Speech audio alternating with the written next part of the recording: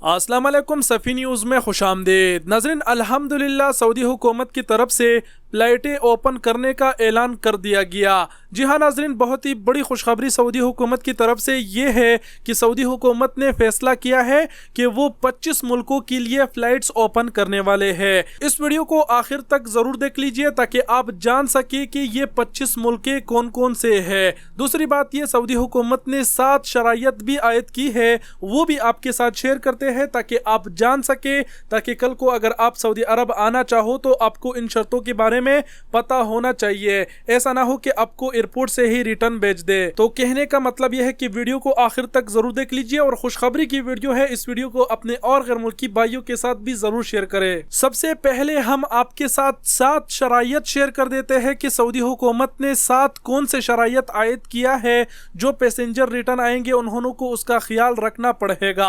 आखिर में फिर 25 ममालिक की नाम आपके साथ शेयर करते हैं। तो जो 7 शराइत है उसका स्क्रीनशॉट आप अपने स्क्रीन पर देख सकते हैं। इसमें सबसे पहले ये बताया गया है कि आपको एक डिस्क्लेमर फॉर्म पर साइन करना होगा, उसको फिल करना होगा और उस पर सिग्नेचर करना होगा। जो डिस्क्लेमर फॉर्म है ये आप अपने स्क्रीन पर देख रहे हैं। ये डिस्क्लेमर फॉर्म आपको दिया जाएगा या फिर आप जो है ना इसका प्रिंट करके इसको भी फिल कर सकते हैं। और जैसे ही आप सऊदी अरबिया में एयरपोर्ट पर पहुंचेंगे तो वहां पर हेल्थ कंट्रोल सेंटर में आपको ये जमा कराना होगा। दूसरी शर्त में ये बताया गया है कि आपको 7 दिन हाउस आइसोलेशन होना पड़ेगा, यानी क्वारंटाइन होना पड़ेगा।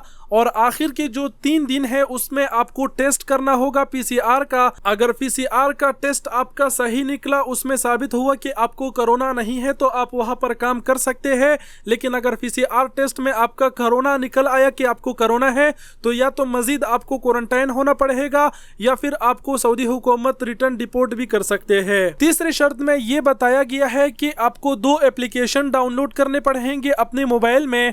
एक का नाम तवक्कलना है और दूसरे का नाम ततमन है। तो ये 2 एप्लीकेशन आपको लाजिम डाउनलोड करने पड़ेंगे। चौथे शर्त में इन्होंने ये बताया है कि जो आप अपने मोबाइल में ततमन एप्स डाउनलोड करेंगे, 8 घंटे के अंदर आपको अपना जो लोकेशन है उसमें डाउनलोड करना पड़ेगा, उसमें अपडेट करना पड़ेगा, यानी उन्होंने को बताना पड़ेगा कि आप कहां पर रह रहे हैं, ताकि उन्होंने के साथ आपका डेटा मौजूद हो, ताकि कभी भी अगर ऐसा जरूरत हो तो वो आप तक बआसानी पहुंच सके। 5वीं नंबर शर्त में ये बताया गया है कि बाहर से आने वाले मुसाफिर का अगर तबीयत खराब हुआ या उसमें कोई कोरोना की अलामत नजर आई तो 937 पर कॉल करके मिनिस्ट्री ऑफ हेल्थ को आगाह करना होगा। 6 नंबर शर्त में ये बताया गया है कि जो वजारत सेहत हिदायत जारी करेंगी उस पर आपको अमल करना होगा, उसको फॉलो करना होगा। और जो तत्मीन ऐप है उसके जरिए भी आपको वजारत सेहत को बताना होगा कि आज आपका दिन कैसे निकला, आपकी सेहत कैसी है, क्या आपको कोई तकलीफ तो नहीं है, कोरोना की कोई अलामत तो जाहिर नहीं हो रहे। और जो तत्मीन ऐप है उस पर ये तमाम तर हिदायत आपको देखने को मिलेगी, आपसे शायद उसमें पूछा जाएगा। जो 7वीं नंबर इन्होंने की शर्त है वो टिकट के हवाले से बताया गया है। टिकट के हवाले से वही पुराना निजाम है। 7वीं नंबर शर्त में जो इन्होंने टिकट की जिक्र किया है ये दरअसल वही टिकट का जिक्र है जिन्होंने सऊदी एयरलाइन का टिकट पहले से कटवाया होगा और कोरोना की वजह से उसने वो टिकट इस्तेमाल नहीं किया हुआ होगा। तो जो वो टिकट है सऊदी एयरलाइन का वो 1 साल तक उसका काम करेगा, यानी आने वाले दिनों में उसको फिर से आगाह किया जाएगा कि आप वही पुराने टिकट पर जा सकते हैं। तो ये तो सऊदी हुकूमत की तरफ से 7 शराइत थे जो हमने आपको बता दिया। अब आपको बता दें कि सऊदी हुकूमत ने कौन से 25 कंट्रियों को फर्स्ट में शामिल किया है, कौन से 25 कंट्रियों के लिए सबसे पहले फ्लाइट ऑपरेशन को बहाल कर दिया है। 25 कंट्रियों में सबसे पहला यूएई है, दूसरे नंबर पर कुवैत है, उसके बाद ओमान है, बहरीन है, इजिप्ट यानी मिस्र है, लुबनान है, मोरक्को है, ट्यूनिस है, चाइना है, यूनाइटेड किंगडम है, इटली, जर्मनी, फ्रांस, ऑस्ट्रेलिया, तुर्की, Greece, Bangladesh, Philippine, Malaysia, South Africa, Sudan, Ethiopia, Kenya, Nigeria और आखिर में इंडोनेशिया भी शामिल है। तो ये 25 मुल्क हैं जिसके लिए सऊदी हुकूमत ने सबसे पहला फैसला किया है कि इन 25 मुल्कों के लिए सबसे पहले हम फ्लाइट ऑपरेशन को ओपन करने वाले हैं।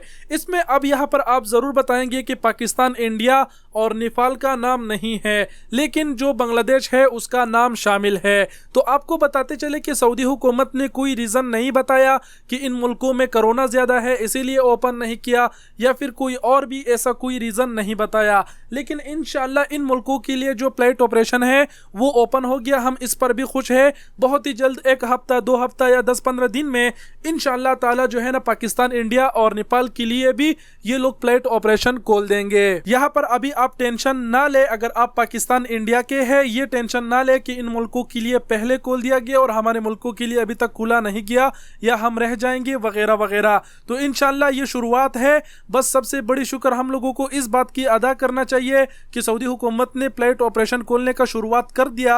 अब बहुत ही जल्दी अपना मुल्क का भी नंबर आ जाएगा। और आखिर में आप लोगों को बताते चले कि फ्लाइट कब से स्टार्ट होंगे, इस बारे में अभी तक सही से नहीं बताया गया कि कल से लोग आ सकते हैं या फिर परसों से लोग आ सकते हैं। इस बारे में अभी कोई भी खबर सामने नहीं आई। मजीद अगर तफसीलात हमें सामने आई मिली तो हम आप लोगों के साथ जरूर शेयर कर देंगे। और अभी मैं उम्मीद करता हूँ कि आप लोग खुश हो गए होंगे कि सऊदी हुकूमत ने शुरुआत कर दिया है फ्लाइटों को बहाली का। तो वीडियो को यहीं पर खत्म करते हैं। वीडियो देखने का बहुत बहुत शुक्रिया। अपना बहुत सारा ख्याल रखिएगा। अल्लाह हाफिज।